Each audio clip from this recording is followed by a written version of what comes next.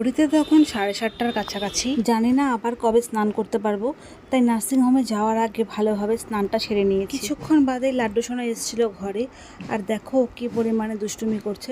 এই যে একটু আগে আমি ব্যাগটাকে গুছিয়েছি, সেই ব্যাগটা নিয়েও টানা হাঁচড়াহাঁচড়ি করছে। রেডি হওয়ার আগে ভাবলাম পুচকু সোনার সাথে একটা ছবি তুলে নিই। এতদিন তো ওকে অনুভব করেছি, আজ চোখের সামনে দেখব, সেটা ভেবে ভীষণ আনন্দ হচ্ছে। তো তোমরা এখানে দেখতেই পাচ্ছ আমি পুরোপুরি রেডি। ভগবানকে নমস্কার করে, বাড়িতে বড়দের নমস্কার করে বেরিয়ে পড়েছে নার্সিংহোমে যাওয়ার উদ্দেশ্যে। মনে একরাশ ভয় জমে আছে, কিন্তু সেই ভয়কে কাটিয়ে ওঠার জন্য আমি সবার সঙ্গে হেসে গল্প করছি। মন থেকে খুশি হয়ে হাসা আর অভিনয় করে হাসা, দুটোর মধ্যে অনেক ফারাক, সেটা আজ বুঝতে পারছি। তো তোমরা দেখতেই পাচ্ছ আমি নার্সিংহোমের সামনে পৌঁছে গেছি। যত বেশি করে এক পা দু পা করে আগাচ্ছি, তত টেনশন আর ভয় যেন আমায় কুড়ে কুড়ে খাচ্ছে।